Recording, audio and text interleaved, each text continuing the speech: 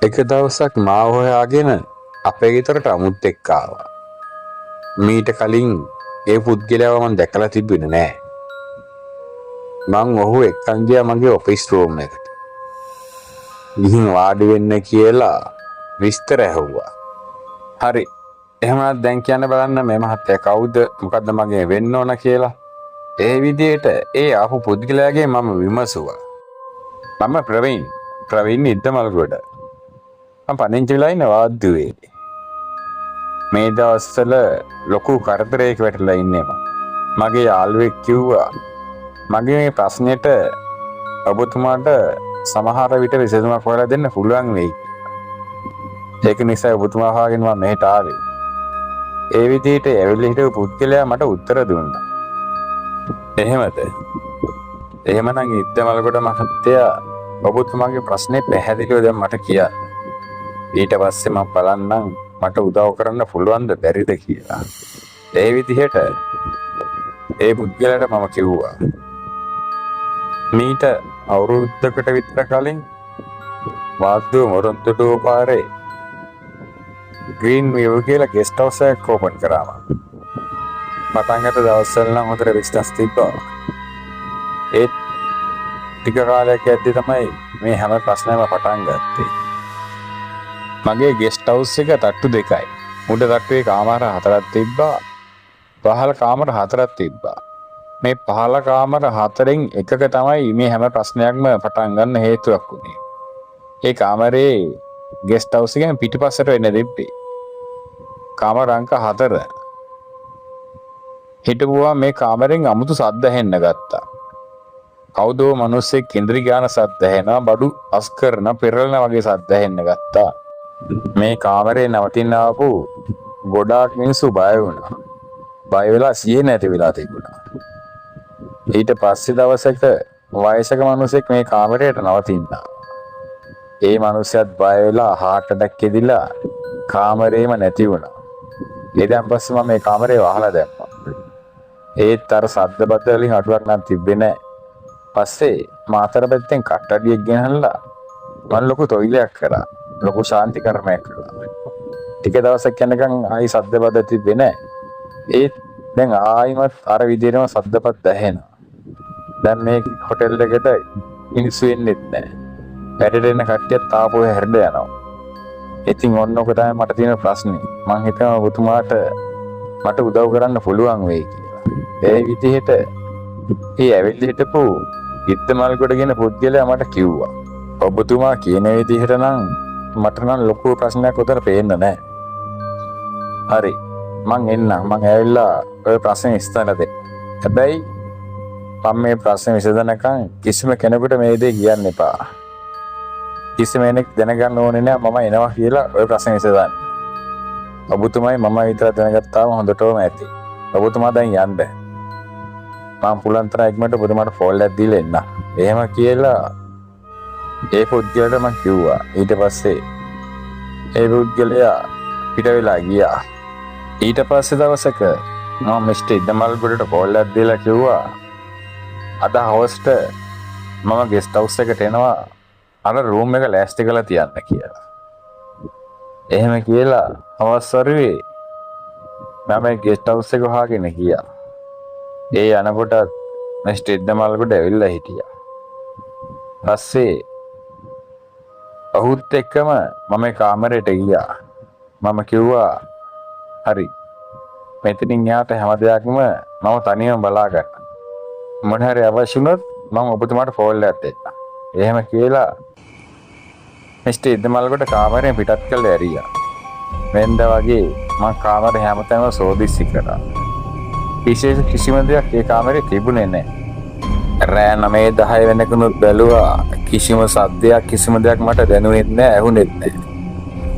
පස්සේ මම ආගම සිහි කරලා පන්සිල් අරගෙන නිින්දට ගියා. ටික වෙලාවකින් මට නිින්ද ආගෙන ආවා. ඒත් එක්කම මට දැනුණා සීතල දෙකකින් කවුරුන් හෝ මගේ කකුල් දෙක අත ගන්නවා. එක පාටම මං ඇස් දෙක කරලා බැලුවා.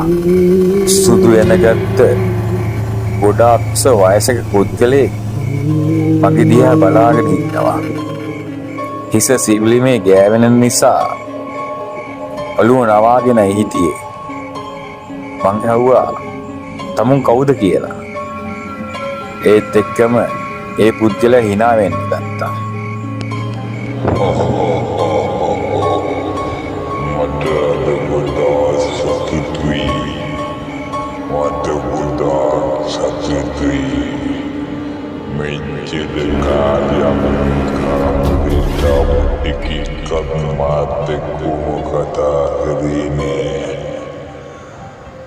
kata karena hadna kodong siye na dilewa eket merila kia butuma itrai bakau tekilar magenewi wajah muda satu tui ඒ විදිහට ඒ අමනුෂ්‍ය ආත්මය මාත් එක්ක කතා කළා.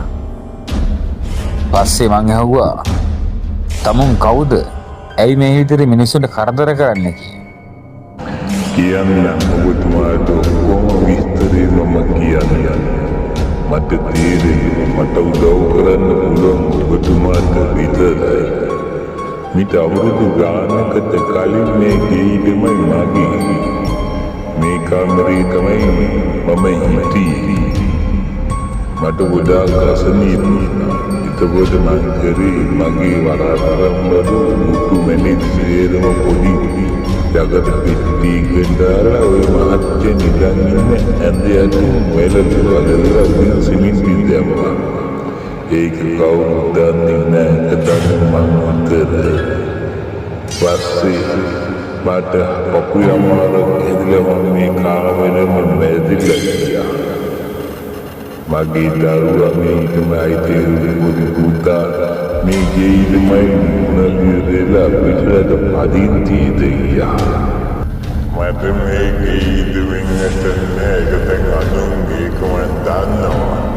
මට ඕනේ කරන්නේ මගේ වස්තු රත්න තුමනික් දාලා පිටි ඉදරේ මට ඕන කරලා ඔබතුමාට පුළුවන් නම් මට අරන් දෙන්න මම යන්නම්. මම අහලා තිනවා මනුස්ස ලෝකේ මිනිස්සු වගේ නෙමෙයි. අමනුස්ස ලෝකේ අමනුෂ්‍යයෙක් යම් කිසි පොරොන්දුවක් වුණොත් ඒ පොරොන්දුව ඒ විදිහටම වුන් රකින්නවා. තමුන්ගේ ඔය කියන රත්තරන් බඩු පෙට්ටිය මං අරන් දෙන්නම්.